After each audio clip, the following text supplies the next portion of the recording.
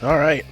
Well, this is our welcome back episode. We've been going off the podcast airwaves for a while, mainly because we've had a lot of work to do, and where we're at didn't lend to a good space to be able to do podcasting. So, we've left the city and gone to the woods, man. And before we get into that stuff, just a quick introduction. We've got Eric Firestone, Stonewise, myself, Jonathan Clarkwise, and Mason Wise. And we are podcasting from Law Friends Gym in London, Kentucky. They have given us space to use, which is wonderful. Mason is a boxer here at the gym, looking to go pro this year. And Law Friends has been able to use our podcast table to do some podcasting for the gym, and then we also get to use it in the space. So we appreciate the space. Good fair trade on utilization. We appreciate that. But in short, we came from up in the Cleveland, Ohio area, city area along the lakeshore, and moved out to southeastern Kentucky. And in the mountains, on the mountainous side there, and to, a couple things. I mean, as Christians, if you don't know what's going on in the world, then you are willfully blind, willfully not paying attention for sure. And security is not going to be within the city limits for sure, especially as you read Revelation of things coming. So, we separate ourselves from the world, which has been great. When you're in the hills and there's no cell phone, no internet, it's a little bit of a culture shock at first to get used to that. And then after that, you don't want to go back to the city anymore. You don't want to go back to the the traffic and the frustration and the smell, for that matter. Being out here in the hills, man, it's pretty... The air's clean all the time. Yeah, it's clean all the time. And unless someone's getting their septic pumped. Yeah, except for then. So, we pulled away to begin preparing for what we see as end times and biblical prophecy being fulfilled. And we certainly made the right choice because things have progressed in this world considerably since we began. And I only wish we had started years sooner to put us in a much better spot.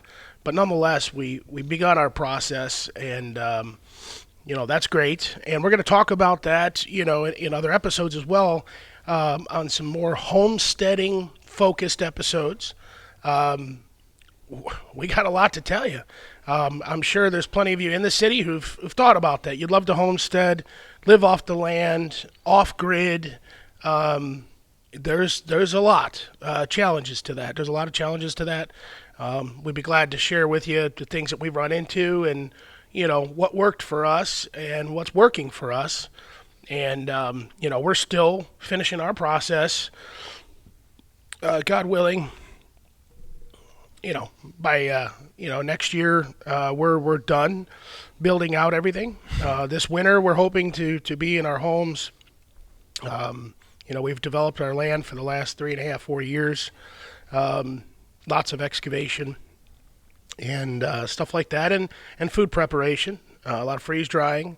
We're testing our hydroponics facilities and things like that for growing. There's been a lot of trial and error. We're all very knowledgeable and skillful. Been a lot of hard work.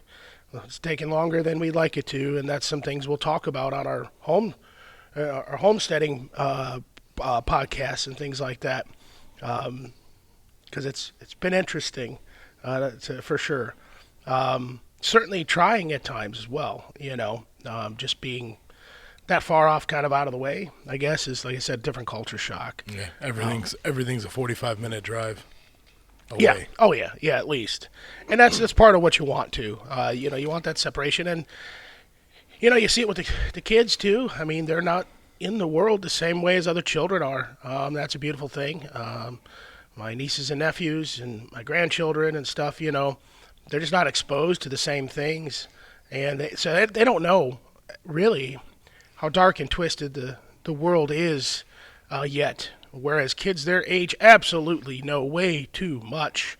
They're already jaded, so it's good to see them outside of that and simple when it comes to that.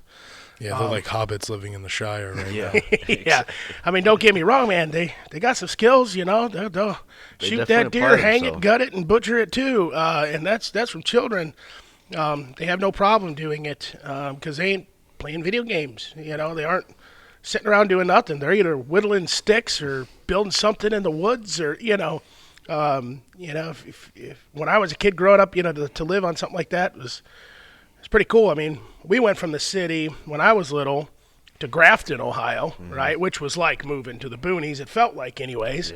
And so I got to play in the woods and the fields a lot. And that was a great way to grow up. And then, here I see, Kale and them, and I and Spencer growing up here in the hills where we got woods and trails and a lot of riding real to do. woods. Yeah, there's a lot more space and things to do.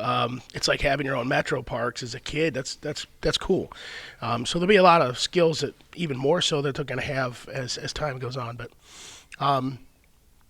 But so on a quick intro, Eric, tell me, I know, give everyone just a quick synopsis. I mean, you were friends with my sons, and you met them, and just a quick note. How'd you meet them? How'd you come to the Lord? Tell me a little bit about yourself. Yeah, so I ended up meeting my friend Stone here when I was 16, 17 years old. It was our junior year of high school, and I had just come back from living in Pittsburgh, Pennsylvania for give or take like 6 months, 5-6 months, and I ended up meeting with him, and we became friends pretty quickly, and started hanging out like every day, and over time, him and I were just talking about things all the time, and I had a conversation with him at one point where it just got brought up that I didn't believe in God at the time because I was going through a lot in my life during my teenage years, and it came about. He ended up having me have a conversation with Jonathan over here, and that was the start of it. He definitely planted a seed for me, and through other things, and going throughout, I think I graduated high school, and it wasn't shortly after I had found out about a certain, different things in the world, and it made me realize there was a creator of this world. And from then on, I never looked back, and everything that he had tried to tell me and, was trying to, get me to learn and everything, it all made sense at that point. But, yep, I've been with these guys ever since, like 16 years old. I've, at least I haven't lived with them, but I've been with them almost, majority of the years, that's for sure. So it's been a while, and then I remember it was 2020, and Jonathan had called and asked me. I was living in an apartment at the time, and he had called me to come, see if I wanted to come down and do this land and try to start a homestead and get out of the city. And I was all for it. I always wanted to do that myself, and so I ended up moving down there with them in 2021 after we found, the right place to be, and yeah, it's been a journey for sure. It's been a wild ride, but I never look back on it, and I appreciate you guys, and I appreciate being there, and it's definitely something nice to be a part of. And so everyone knows our homestead. Essentially, we've got a couple hundred acres in the woods and the mountains, but all of us live there together on that property. So we're all working the land together, working the equipment, the machines, building, and in and around on our normal jobs, because we still got to make money right now until everything is built and paid for.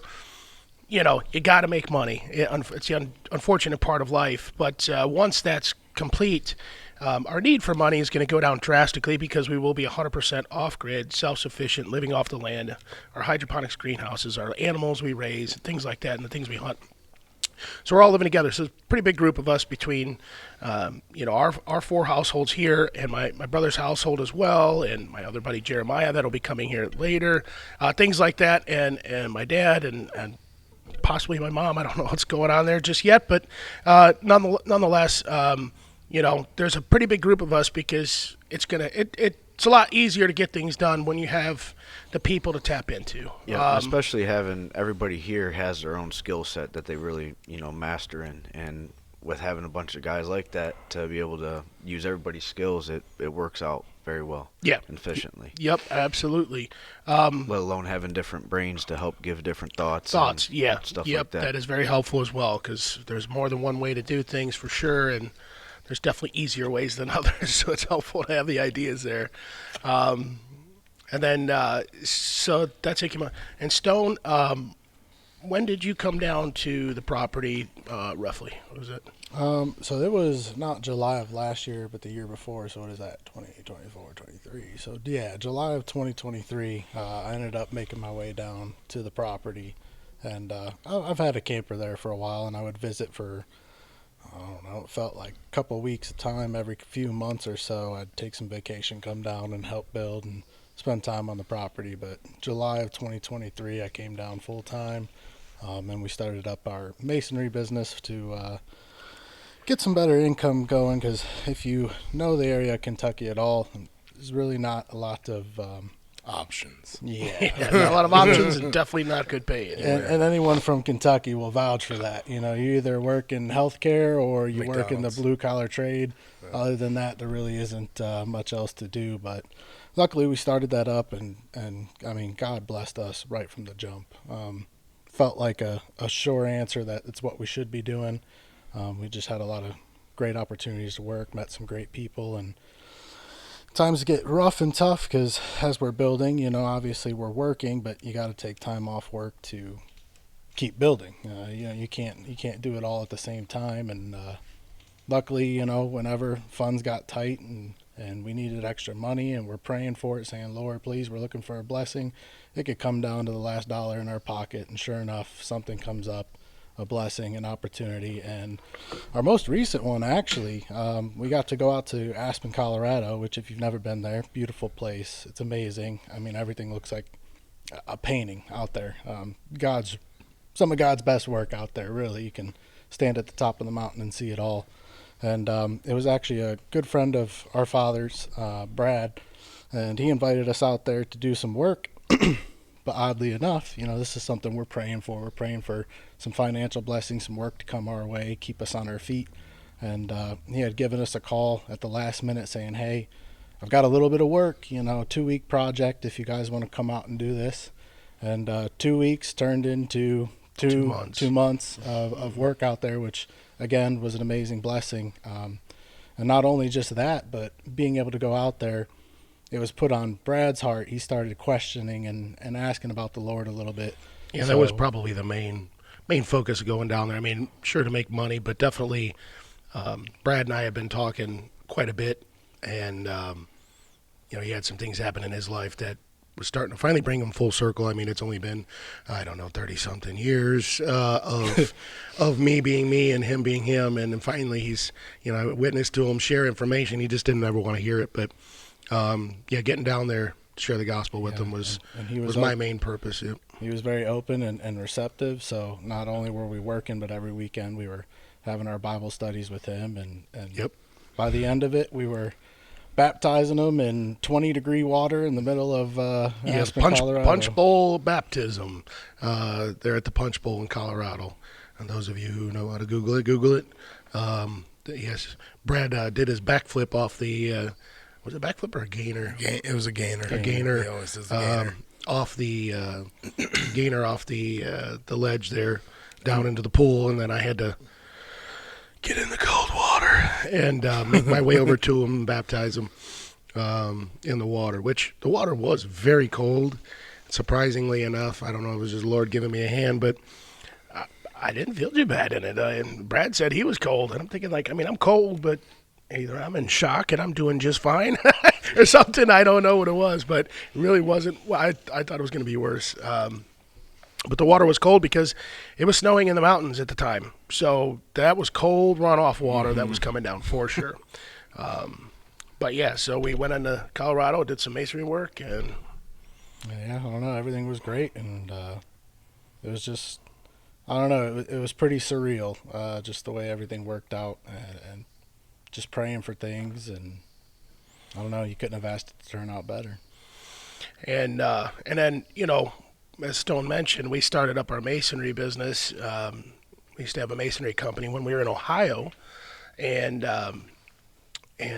I shut that down in 2008 when everyone was going bankrupt. Well, I got stiffed on a half a mil in about 6 months' time, and so we had to shut our doors. And that's when I made changes, and in all kinds of directions. I went to school, got a master's degree, and was going to change my life, go a different direction. Ultimately, though, led me into ministry, and that's when this podcast table got built. Was witnessing to our buddy James, and James. Well, you can listen to his podcast and his testimony. We already have that one recorded, but when James came to the Lord, I mean, it was a great moment from the position he was at to start with, and then he mentioned we should have a podcast. And that's where I started. I said, all right, well, he's like, I have some equipment, we could start. And so it was on my pool table in my basement is where the podcasting began. And that's when I was like, all right, we need something a little more organized. We made this podcast table to hold 6 and everything we need in it. And so that began the podcasting session of it with James, and just, again, sharing the gospel with friends, but being able to answer their questions, being well studied, and whatever you don't know, you got to look up and figure out for them, because it's your opportunity, especially when they're asking questions, just like with Brandley. You got to be there to answer the questions. But the masonry business was started specifically, for us, as Stoney mentioned, for income. So my Stone. We don't use that name. Yeah. I didn't want these guys. There's some factory work out here, but again, any work that's out here pays low.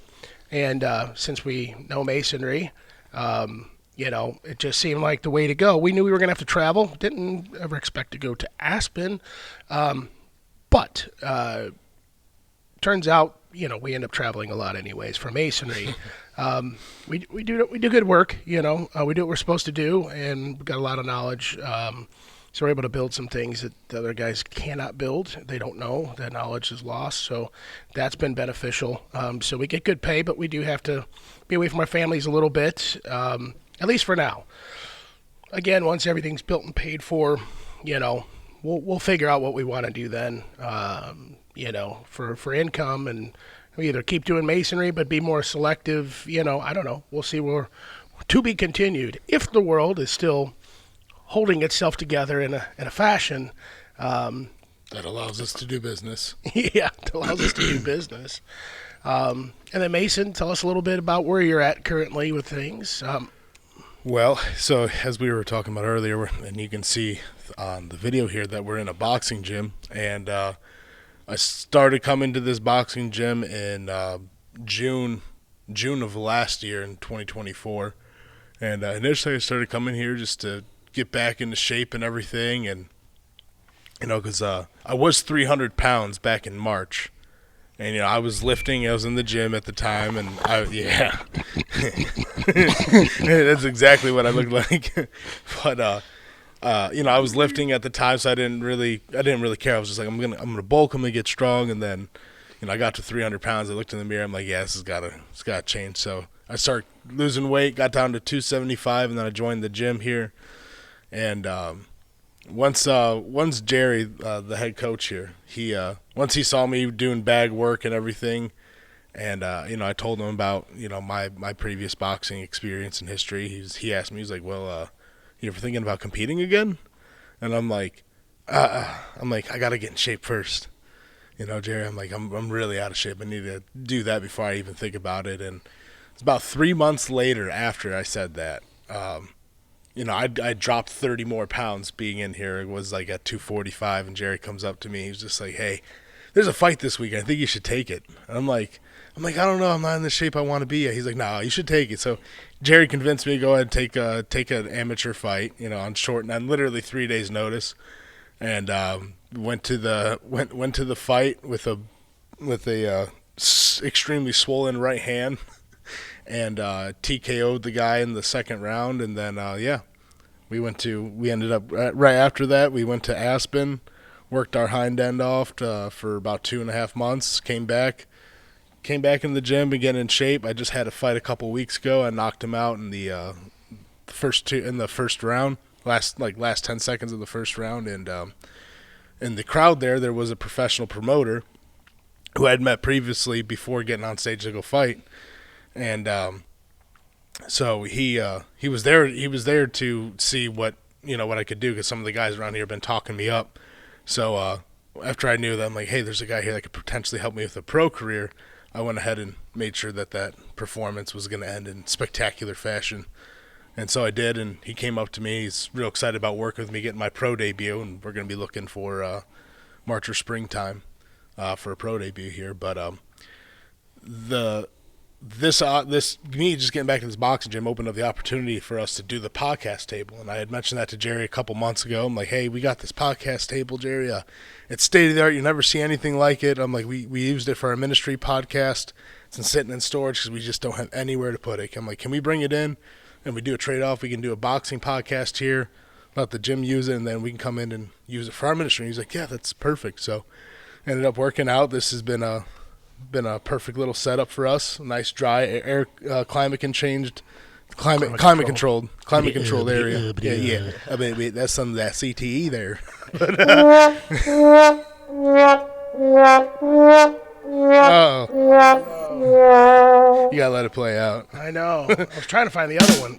There it is. There it is. There it is. That was the one he meant. Yeah, good job. Yeah. Like I said, we're knocking the rust off today. Yes, we are. But this has been it's been pretty great. Okay, so and Eric, so obviously Mason and Stone, we're in masonry. I also do commercial insurance as well. Have been since I closed my company before. So still maintaining doing commercial insurance for Acrisure. And then Eric, you're a mechanic where? Yeah, I'm actually a shop foreman at a Ford dealership in La Follette, Tennessee. So as they were saying earlier about like the pay scale and everything, I drive an hour and 40 minutes to my job, but I've been doing that give or take about 9 years now, and in between I have actually learned to do electrical work, for residential commercial stuff, and I never got certified in that or nothing, but I definitely can wire a house start to finish to code confidently. But yeah, no, I've been a mechanic and I'm a shop foreman now, so I head over guys and do everything on them. And I'd like to say I'm the best of the best, or at least one of them. There's always somebody better than you out there, but I definitely am one of them in this world as far as mechanics go. I'm one of the top guys for sure. Yup, and I remember the sacrificial car in our garage. Yep. When Eric was first starting on things, and my ABS. it was funny, but I figured, hey, it's how else are you going to learn? You got to get your hands on things, and then you've come a long way since then for sure. So started out at Steve's place, freaking washing cars, and then his guy that changed oil, he ended up quitting on him, and I begged him to let me try to start changing oil at least, and then that turned into a whole career for me, and it's blessed me through and through. It's blessed all of us. But yeah, anytime something breaks down, I go, Eric. Sure enough. But yeah, it's funny because these guys, they watch me. I try to get a CV axle out of a car. Simple job nowadays, but that took me hours to do, and I screwed things up, and it was a disaster starting off and then like Thursday and yesterday, I did a whole engine in the car. Dropped the cradle and have to remove it from transmission and everything. Did that in 2 days, and to see that 9 years later, it's it's been a journey for sure. But I kept consistent with it, and I knew I had to figure something out for my life because I was going to go in the military throughout my whole high school life, and once I graduated, I decided I didn't want to do that no more, so I needed to figure it out. And college was never for me. I am blue collar. I'd rather just work a laborer job, and figure it out. But between that and residential electrical stuff, it's blessed me because I have options now, to go to. But it's something that once I realized I wanted to do this for a living, I wanted to be the best at it and be one of the best at it, So I really put a lot of time into learning it, spending the money on tools and everything. So, but it's been a blessing for sure. Yep, and Hard then work, but- then so everyone knows too. My brother Jared, which today he's picking up big rolls of hay for the cows. So I just the scheduling conflict, and this honestly today's podcast kind of got thrown in there. It was time to get back to it. And rather than delaying, I just said, all right, let's just get our podcast going. Let's get our first one in, and we can start getting focused and things like that. And so Jared missed today's, but he'll be back for next week's podcast.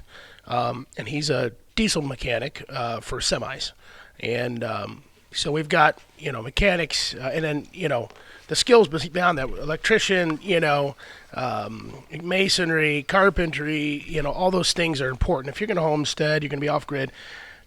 Anyone can nail some boards together, to be honest with you. But I'll tell you what, I have seen people put things together, and I'm thinking, like, what are you doing? Like, that's, great for them being able to try, but knowing how to do something right is by far most important. We had a friend, or I should say a neighbor, a young guy that, was building on his stuff, and, he nailed stuff together, but he needed to learn a little bit on there. It would have helped him out a lot. So whatever it is you do, the 2x4s all cost the same, whether you put them in right or wrong. So it's important to go ahead and use them to put them in right, for your own benefit.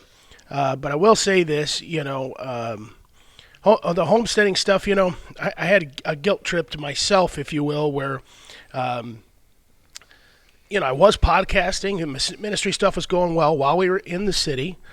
And then, once we finally found our property, it was time to move. And so the podcast table's been in our cargo trailer ever since. Mm-hmm. And for those of you who see on video, this table folds up, and everything's inside of it at once, and it's got rollers, and it rolls out. So it's been sitting like that in storage in our cargo trailer. And I felt bad in a sense because, the ministry was going good, and I want to do more of that to serve the Lord. And when I say going good, I don't mean like we're making money or something like that. Like I don't care about that. We get very, very small, usually from 1 to 2 people that are donating a little bit of money towards the ministry, and that's it. And it's small, but I'm glad for them that they want to help, and I use it to buy Bibles, and I keep a box of Bibles. They're nice Bibles too, to hand out to give to people that don't have Bibles. My wife's a nurse, and sometimes she'll take them to work to give to someone who doesn't have a Bible, and then the next day she'll bring her patient, a Bible. She almost gave away my expensive Bible the other day on accident. Oh, I'm about panicked. I'm like, hey, what's this doing over here? She's like, oh, it's gonna give it to, baby, that's a real expensip one. It's supposed to be your transfer Bible. I know. I got to transfer all my stuff over because that's my my beat down. If you think you read your Bible, take a look at that right there. It is. Yeah, it's. That thing would be it's carbon. rough. That thing would carbon date to 50,000 years old right now. Yeah, no doubt. But I got a lot of highlighting, and I wanted to transfer it perfectly, right, to the new Bible. But I wanted a color code so that, like maybe blue is anything related to water or baptism or things like that, and red is maybe, speaking of fire, the lake of fire, hell, whatever. I just was trying to figure out, and I hadn't figured out what I was going to do just yet. This is part of the reason why I haven't transferred. So I may end up just transferring just in one color and just highlight one color, and that way I don't have to think about it, and just you have to know where I need to look. So when I say the ministry is doing well, we're not talking about a financial thing. We use our own money to do what we're doing for the ministry. But doing well in terms of, connecting with people, getting it out there, and watching lives change. Besides James, which, if you listen to earlier podcasts, that's James' voice opening up. He's got the radio voice, and Alex, Alex Trummer, to see his life change, because of ministry and talking and over the years, and Eric as well. I mean, like, all of it's happened from the same thing of just being able and ready to share the gospel and share the truth. So I felt bad being out of the property because now we're 100% go go go. Tearing trees down, excavating, dozing, moving dirt, like. So there's like no ministry stuff happening. Now we did do a little bit of witnessing. We used the tracks from livingwaters.com, right? We went out the 1 year for, a few different Sundays, and we were handing out tracks to people, strangers. We went to the flea market, right? There's people everywhere, so it was easy hit. And, you start off with a tract, easy open it up, and have some questions, talk to somebody. We did that a little bit, but I guess the thing that gave me comfort, in the fact that not doing as much ministry was just, what did Noah do when he was building the ark? All I read is building the ark. We don't hear much about anything else. It doesn't mean he wasn't doing anything else. I'm sure Noah spoke to plenty of people that came up to make fun of him, if nothing else, about why he's building this big boat. And obviously we're not building a boat to float on water. We're building a boat to float through the tribulation times. That's what our focus is. We're not doom and gloom, so to speak. Tribulation's going to be tough. It's going to be rough, and you will be here for it. That's what the Bible says. Anyone who says contrary to that is a liar and is not using the Bible as proof of anything. I promise you that, because the Word of God and Jesus himself also, in his own words, said he comes back after the tribulation. So, and it's not like some weird itty-bitty baby tribulation. He spoke of the tribulation. He said the greatest tribulation ever known to man. So it's the tribulation, not a tribulation, like many people try to spin or twist those words. But ultimately, we're preparing for those things, because one thing we know by the Word of God is the monetary system is going to squeeze Christians out. And the reason why it should be squeezing them out is because of the mark of the beast. And a system that ultimately, when it's fully in place, because parts of it are in place now, parts of it are really starting to take off now, especially since the change in crypto now. We're going to see a rapid paradigm shift in how the world, the globe, does business with digital assets. Currency, when you hear guys, these huge fund managers and things now kicking gold to the side like it's nothing, to speak of digital currencies, this is telling you there's a huge paradigm shift. But all these things have to be done in order for the system of the mark of the beast to be implemented, so that no one, that includes everybody, is going to buy or sell without this mark. And in order to control all buying and selling, it has to be through a digital system. Otherwise, you're not going to control buying and selling. Buying and selling can happen every day, all the time, no problem, as long as there's cash. Absolutely. But when we're a cashless system, it'll change things. And as Christians, we're going to read the Word, and not just for a cheer camp thing, right? We're not going to church on Sunday for cheer camp. We're going to dig deeper into the Word. And, since we've been on our homestead, and honestly, it wasn't my plan, but it just kind of happened that way. We started, holding our own church services on Sundays. And, I was fine with just, letting things be. We'll just go to local church, whatever. Everyone go do what they got to do for the Lord and so on. And, I am, and Mason knows this as well, and Stone, I get very frustrated going to church, because I'm not hearing the truth of the Word anymore. Again, it's more of a cheer camp, health, wealth, prosperity, or the don't worry, you don't have to worry. All the stuff that's coming is for the unsaved, and no need for you to be ready for anything. When Jesus comes, he comes, and And that's it. And there's nothing tough or rough coming before that for you that you need to be prepared for. So those things make me upset because you're leaving your flock unprotected amongst the wolves. And that mark of the beast is so dangerous. I don't care if you are, let's call you the best Christian in the world. You go to church every Sunday and Saturday and Monday, Tuesday, Wednesday, Thursday, Friday too. And you love the Lord and you witness to everybody and so on and so on. But then you turn around and you end up taking the mark of the beast because, I don't know, because you're starving, you can't buy anything, eat anything, consume anything, and you take this convincing yourself it's not the mark. But God was very clear in Revelation. You'll be tortured with fire and brimstone forever.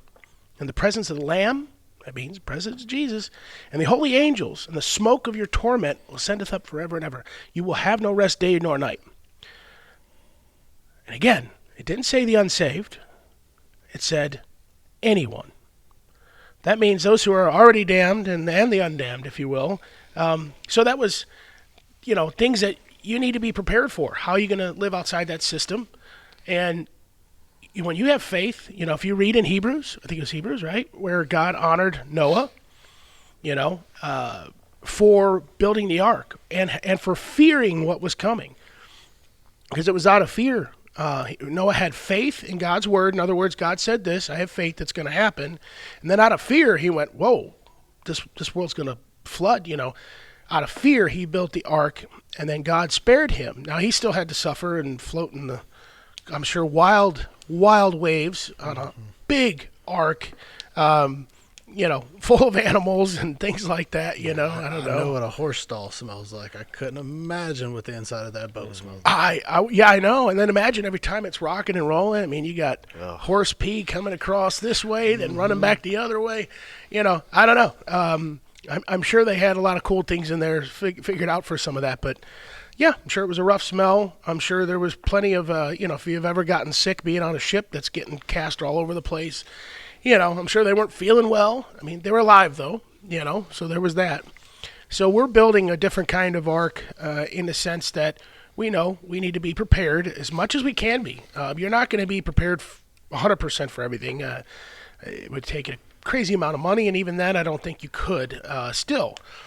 But food, water, and shelter are pretty important to your basic life. And, we're focusing on those things so that we can survive just fine. Because when things get tough, and I don't care what if it's a local disaster or anything like that, if you have the stuff and the means to, if you're on a sinking ship and you have a life vest, are you an idiot? Or are you a happy person who is glad you brought your life vest, right? No, you got your life vest. So it's our life vest. And I mean, I can tell you this much. Down here in Kentucky, we just had a bit of a winter storm. Now, for us Ohioans, we giggle at that. Really wasn't too much snow, but the roads were icy. It was snowy. And everyone out here, they don't mess around when it's going to snow. When it starts to snow, they say, all right, everybody, get to the grocery store, grab what you need. And I went shopping just to grab a few things, small things for the house, and snow was coming in a couple days. And you walk through, and them shelves were picked clean.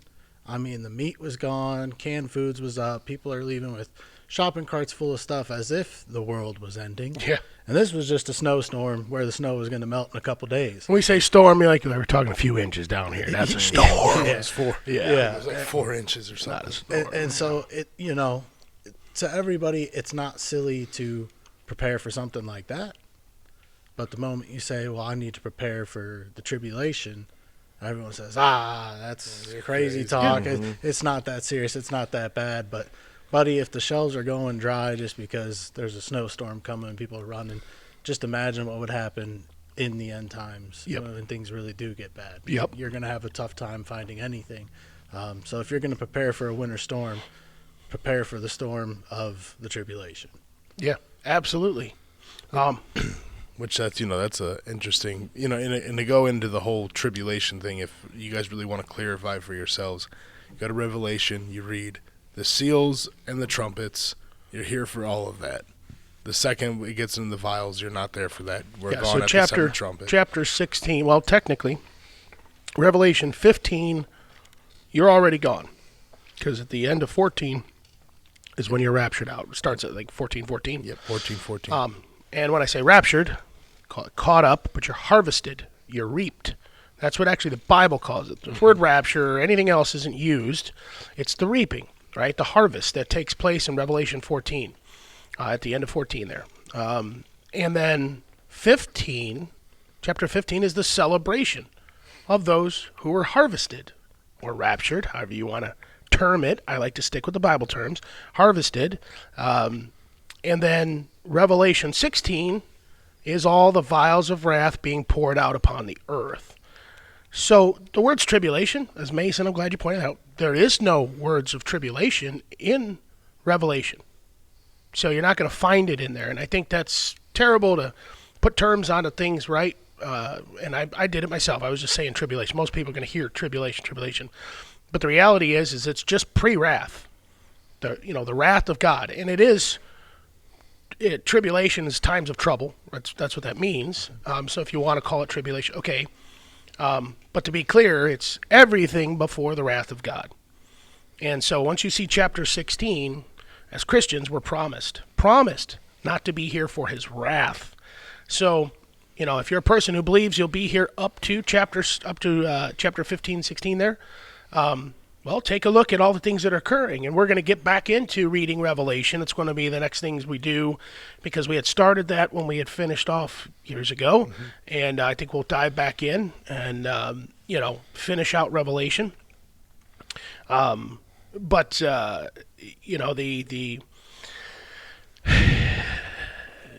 the term tribulation or 7-year tribulation, all this, just throw it out and look at God's wrath in chapter 16 and just know that you're here for everything before that. Now think about how you're going to prepare.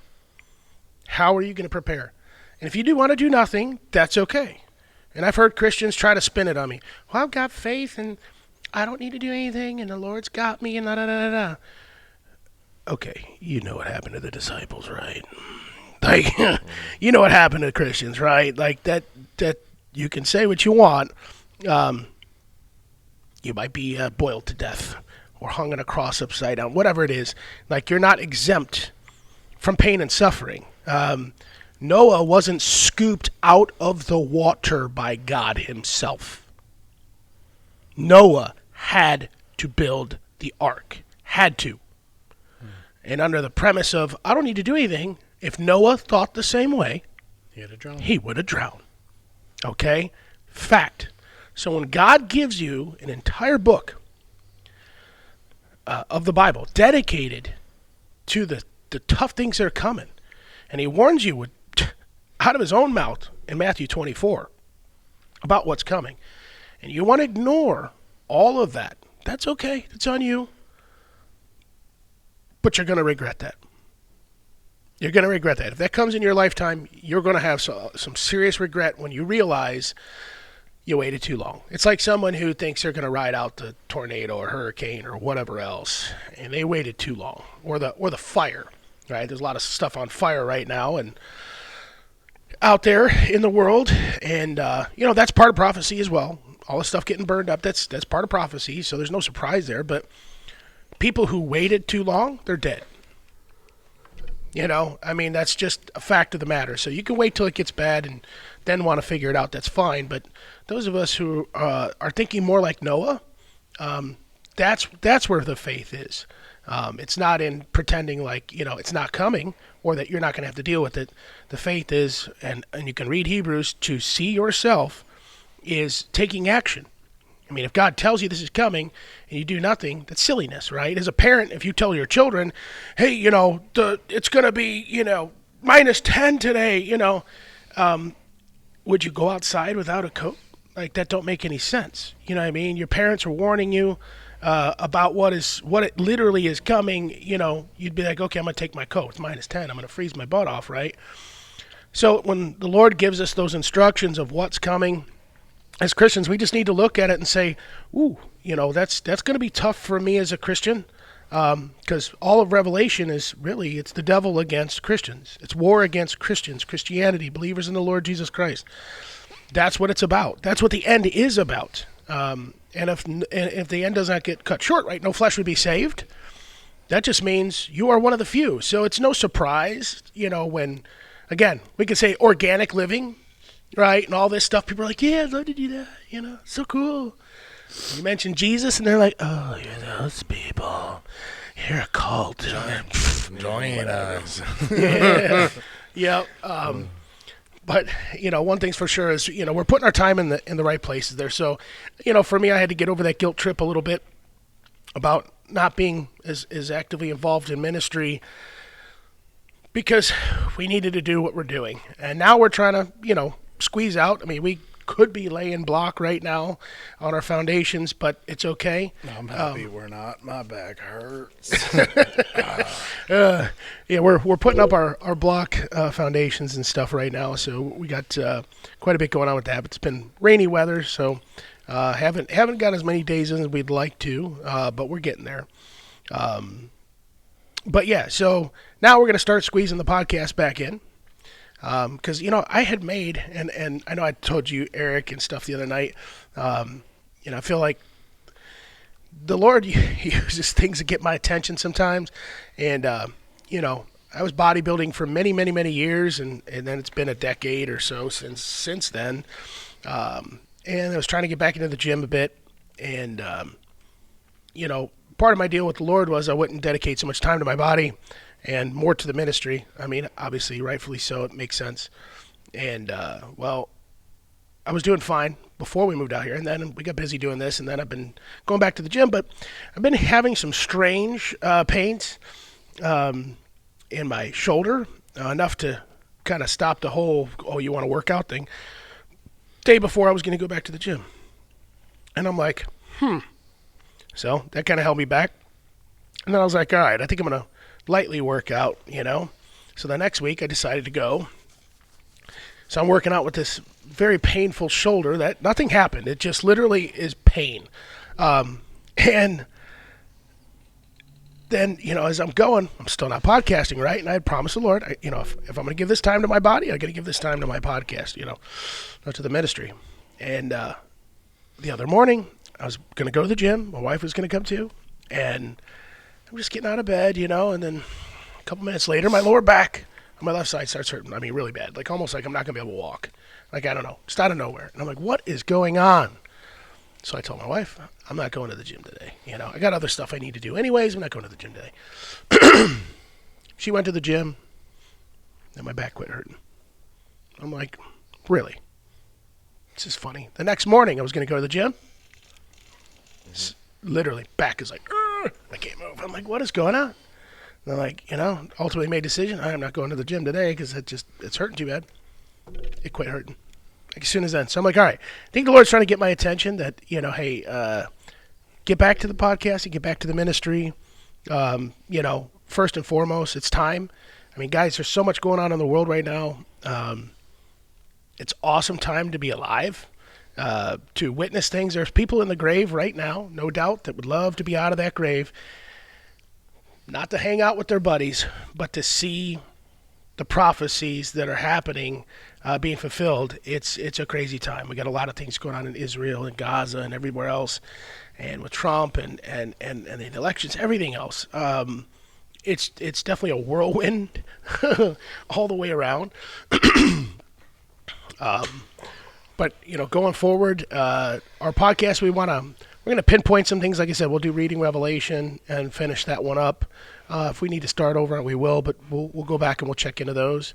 We're going to start trying to make sure that we always have video running. So if you're listening to this podcast on Podbean, we're always going to try to incorporate video to put on our Vimeo channel and things like that too. So you can, if you like to watch and listen, you can do that.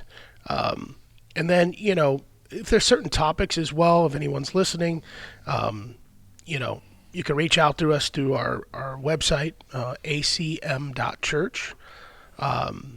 And that's a way to reach out to us as well, for topic ideas or maybe some questions that you have you'd like to hear podcasts about. Homesteading, same thing. We're going to have some homestead-focused podcasts. To help you navigate. We've had many people tell us, if you just put what you're doing on YouTube, my goodness, you'd have so many people following because they want to learn what it is you're doing. A lot of old knowledge that's been lost, essentially. Whether it's, food storage and things like that from old ways long ago. And then cheap building methods. What is actually cheap versus what appears to be cheap. Everyone talks about containers and shipping containers and all this and that. We'll be able to talk the ins and outs of that and tell you what we found, and a lot of that stuff will depend on your final, what you want done when it's done. Shipping containers cheap, sure, but getting it finished is a different story. Mm-hmm. What else do we got going on? Yeah, does anyone have anything to add in? No? Well, that pretty much sums up what we're doing. Yeah. Yeah. Pretty much getting the rest off for this podcast. Yep. But yeah, no, we got a lot of things that we could talk about for the next upcoming ones, like whatever was happening in New Jersey, those drones and everything. Yeah, let's put it this way. We know we're never going to get the truth.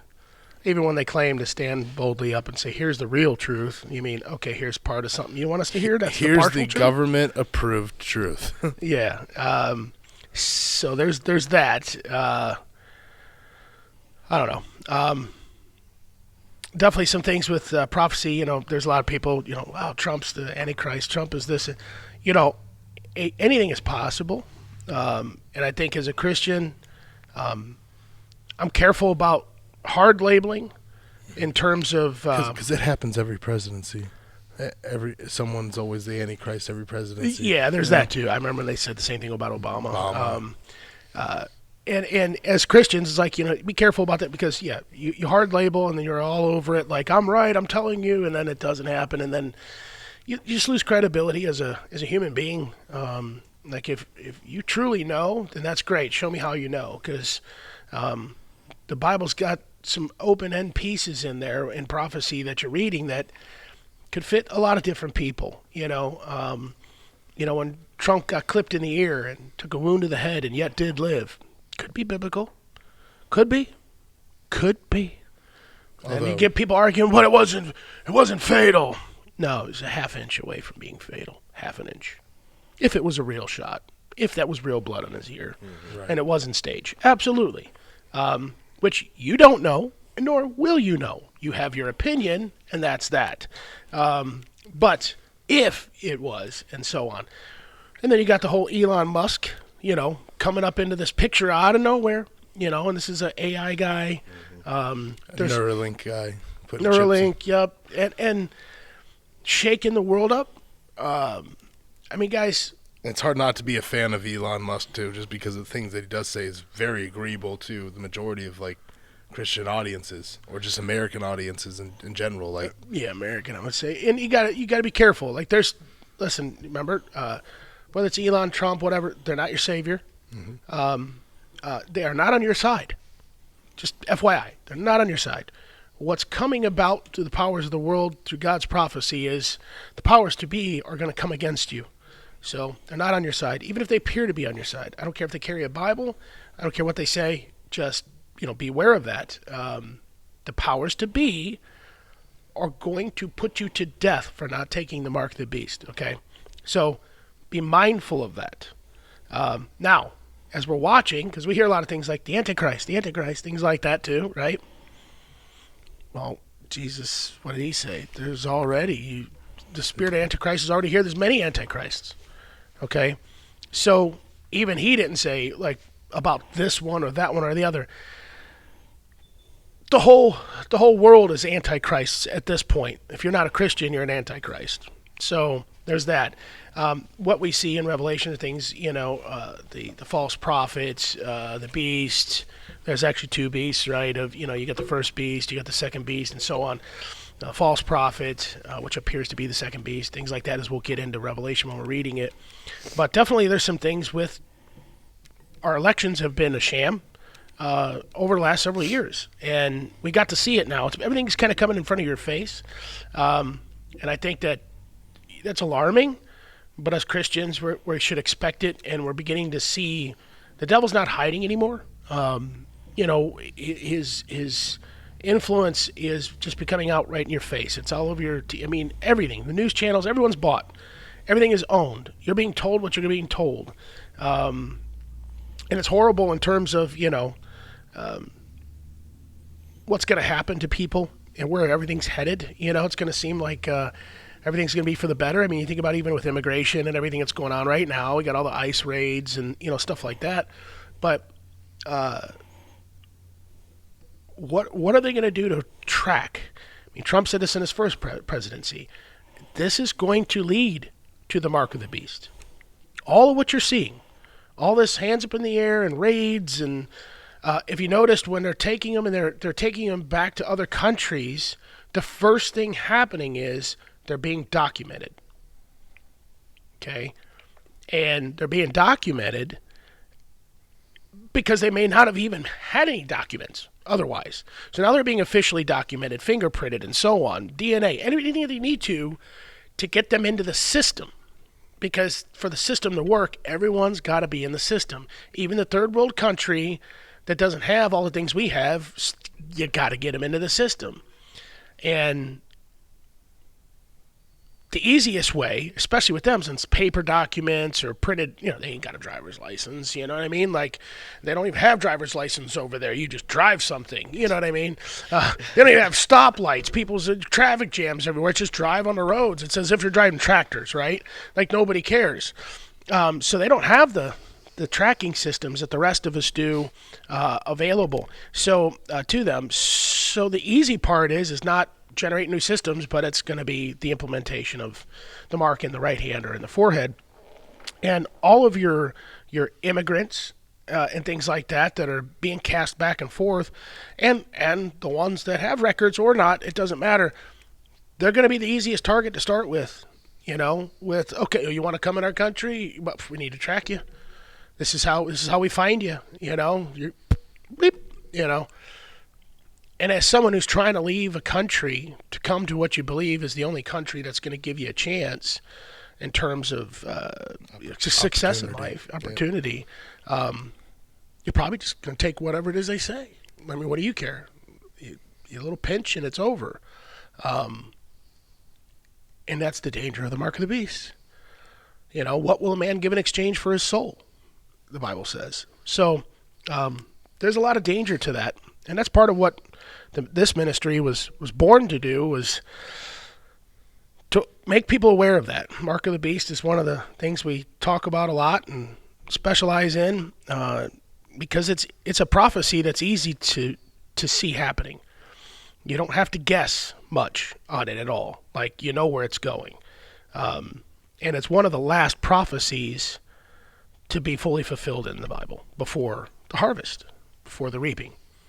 That's why. So as we're watching that come closer, just know the coming of Christ is that much closer. So we can read that Revelation and start to catch up on things and go, okay, yeah, this is where we're at. This is where we're getting to. But I will say this on a quick note. And Mason, how long have we been recording? We got about 58 minutes. Okay, not bad. So did you guys see where Trump wants to take over Gaza?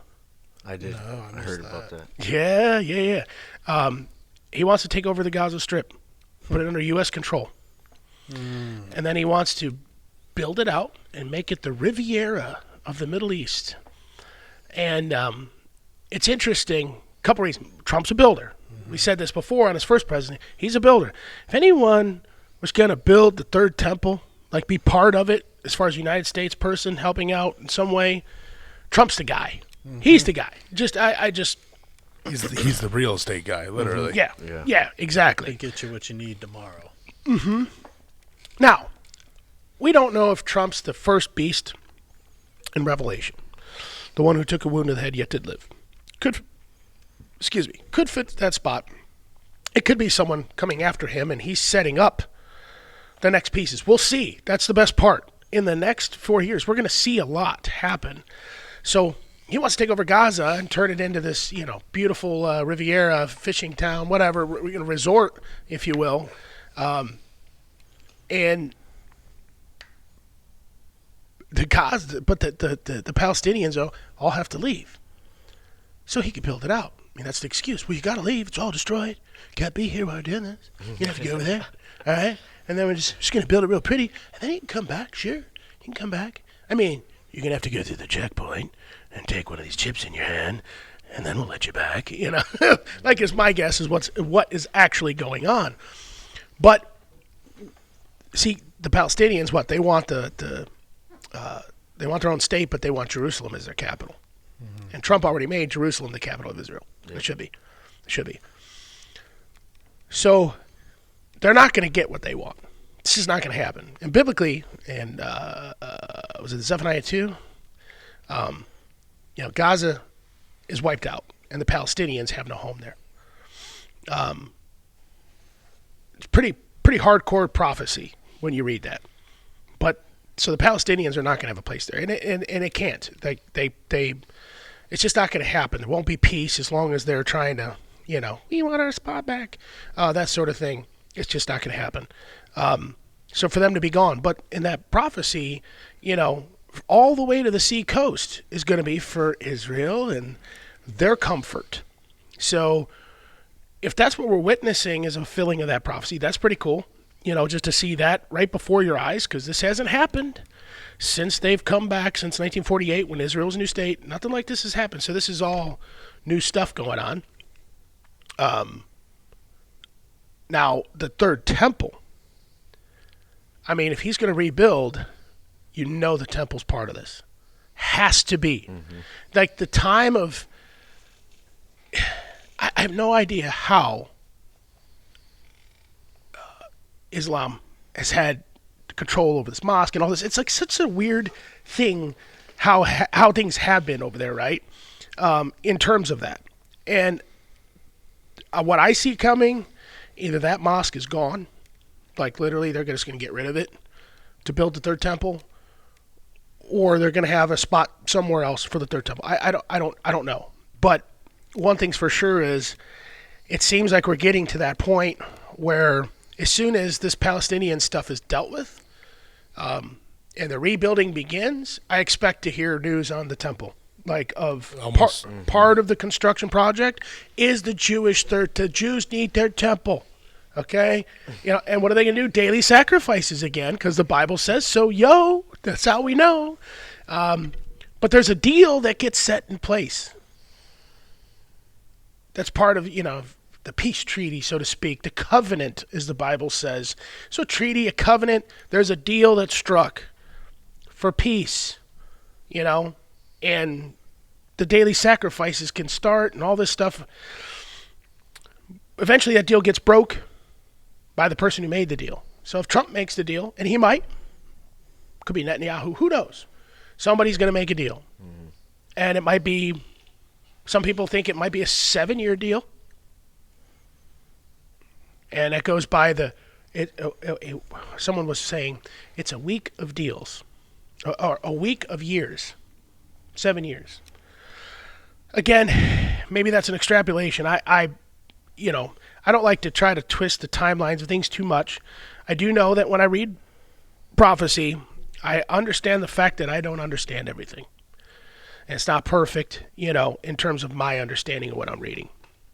Because it is what it is. So there's that. And if it is something like a week of years, 7 years, that this deal is made, and then somewhere in the middle of that 7 years is when it's broken, it's very possible. But one thing's for sure, aside from all that detail or timelines or weird stuff, again, that can get you lost in the weeds. We need that third temple. That is like the stage. That's the final stage. That's where you want to talk about the Antichrist. It's really the son of perdition, whatever. The false Messiah. Yeah, the false Messiah. And is also going to give way to the false prophet who is telling everyone to worship the false Messiah. He's going to stand in the holy place and claim to be God. So that's a huge prophecy, but in my opinion, the temple's got to be built for that. And I expect it to be built for that. And it'll be monumental when it's started. And we'll see, because we're close. I mean, Gaza's pretty much flattened at this point.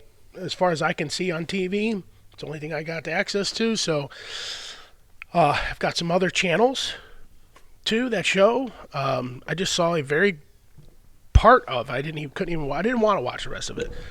Gruesome recordings from the October 7th attack, and as they were coming in and killing people, and they were recording them. Those guys had recorders, camera guys with them everywhere, recording them murdering people. Shooting them, and while they're still alive, taking a garden hoe and chopping their head off with a garden hoe as they're beating them in the neck and the throat. It was terrible, So I didn't want to watch the rest of the video because it was a long video. It was unedited. That was raw. This is stuff that was gotten in. There's enough news channels out there now that are on the ground that's getting real stuff, real data that hasn't been gone through the governments to be able to manipulate or hide. It's pretty gruesome stuff to see. And, it just tells you how serious things can get in the world anyways, because the United States isn't exempt from that sort of stuff. But nonetheless, you see that they've got to be separated, number one, to fulfill prophecy, but that temple's got to come, and when it does, just know as Christians, the time is ticking fast, real fast then. And we'll tell you as homesteaders, Eric, do things go fast on a homestead? You going to be off grid and ready to go like poof, click of a finger? No, not at all. No, not at all. I mean, Stone, since you've been there, has anything happened fast, quick, and easy other than maybe like a windstorm blowing a tent over? Yeah, no, not at all, man. It takes time, and nothing ever goes according as planned. So if you've got a timeline in your head and you said, wow, well, if everything goes perfect, I can knock this out in a year.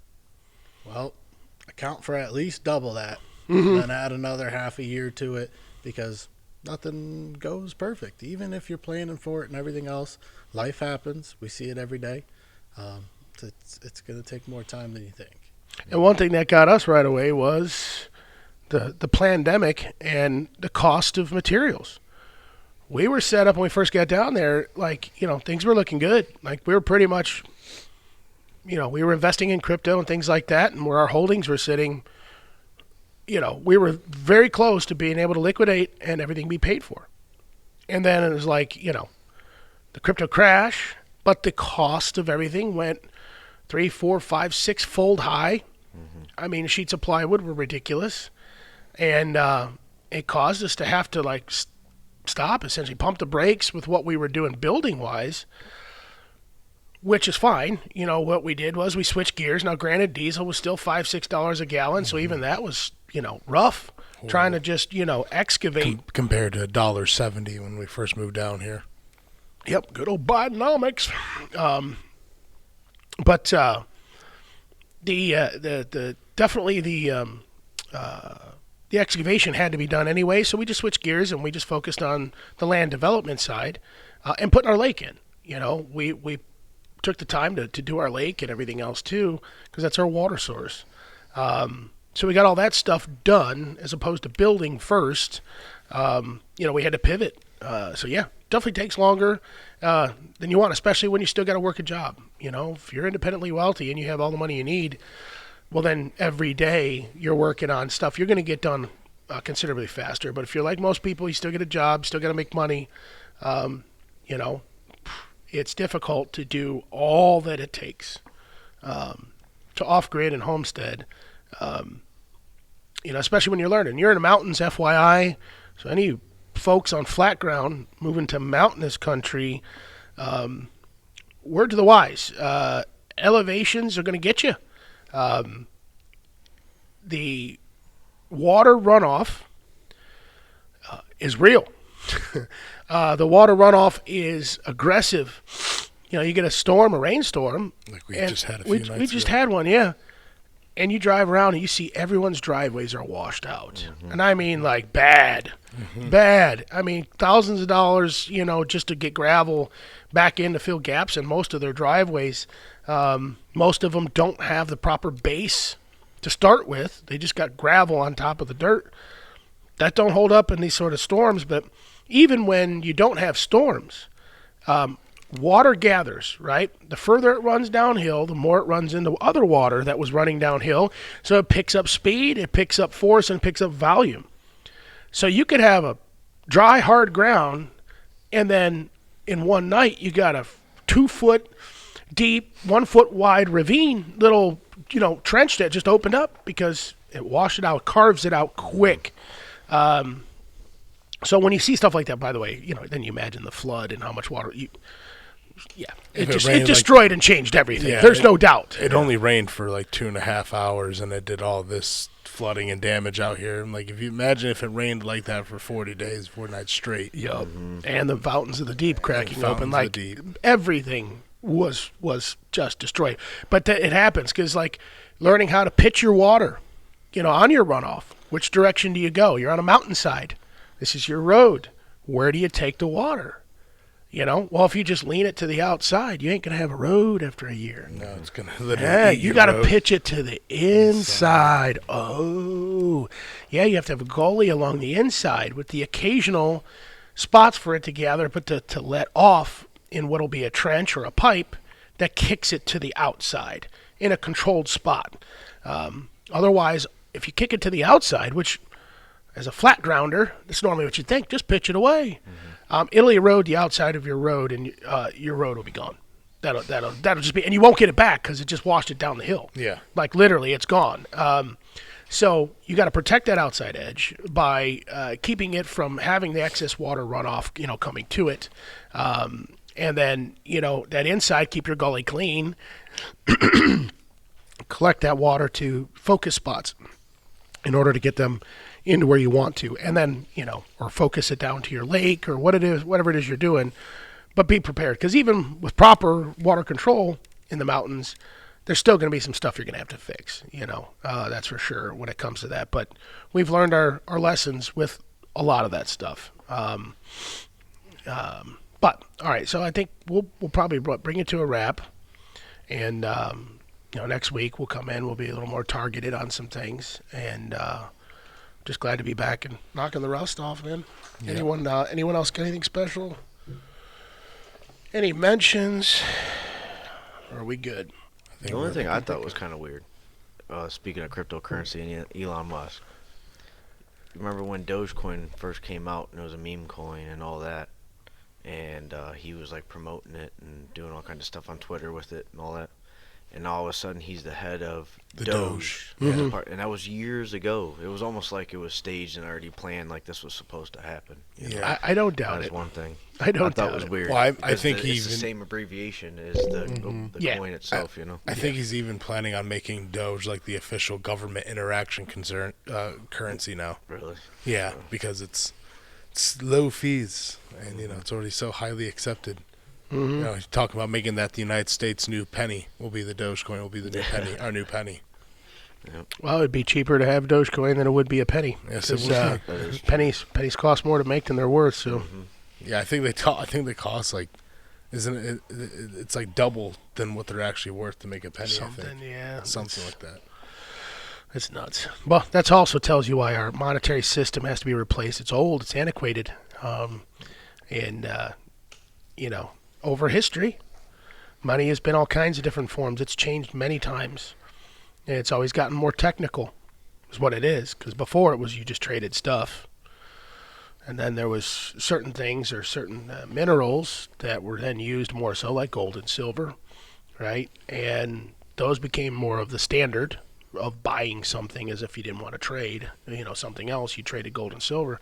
And then you got into, banknotes, which is like your checks and things like that, which weren't always accepted from bank to bank. It took a while for that system to take hold to where you could write a check and it was good anywhere in the world, so to speak. And but that was the first time of handing you something that wasn't money and people accepting it like it was. How weird. You wrote numbers on a piece of paper and I'm supposed to be happy I got paid? Like, I don't think so, buddy. Where's my gold and silver? Where's my cash dollars, so to speak? And even cash money and all that stuff. Everything has changed a lot. And then you had the credit cards, debit cards, right? Which, when I was a kid, being able to go to an ATM, that was new. That wasn't, you never had and the ATMs were new. And having a card, wow. And I could deposit a check into the ATM, And actually, you just put it in an envelope and stuck it in there. They did all the processing, But all that stuff has changed, and then now we got smartphones that you can pay I was with. gonna say, And now on. we're in the era of Cash App. Yeah. Hey man, just Cash App me some money. Yeah. You're just tapping numbers on the screen. Yep. Everything keeps going digital, and what's disappearing from the picture? Actual cash. Mm-hmm. So it does take a rocket scientist to see where we're going Yeah, with that stuff. there's less cash in circulation now than there has been in the last 30 years. Yep.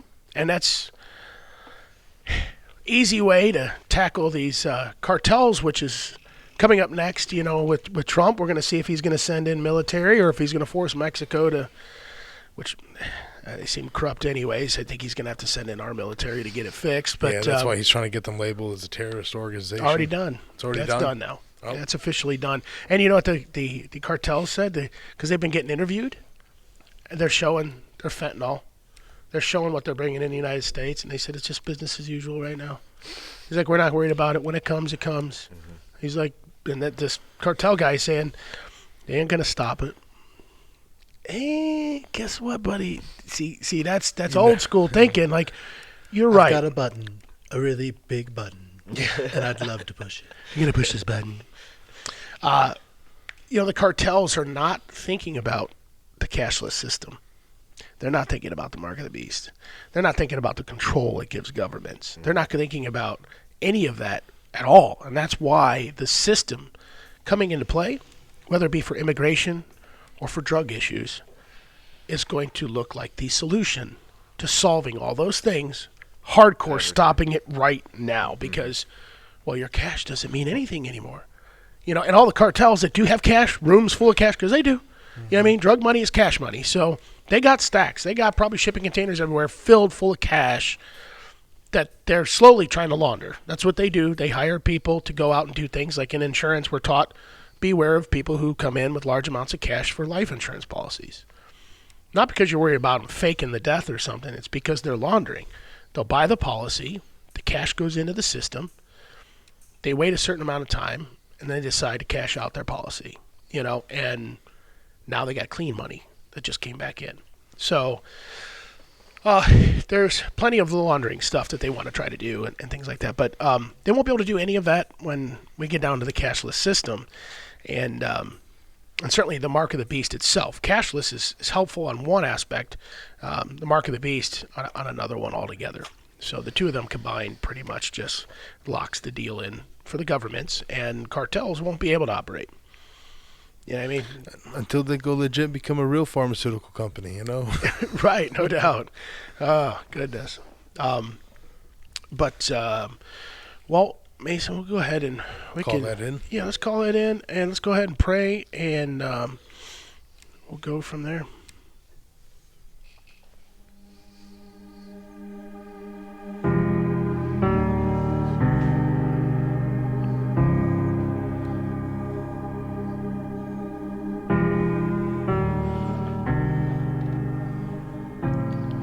Father in heaven, we give you thanks for this day. We thank you for our time together here to speak on this podcast, ultimately for your glory, for the benefit of people listening. Lord, I pray to you today that, anything we talk about, that there's something that somebody needs to hear from the podcasts. I know today was our opener, and Lord, I pray as our future podcasts come on, you guide us so that the words being spoken are bringing people to you, bringing glory to your name, and makes us helpful to other Christians and gives them strength and wakes them up.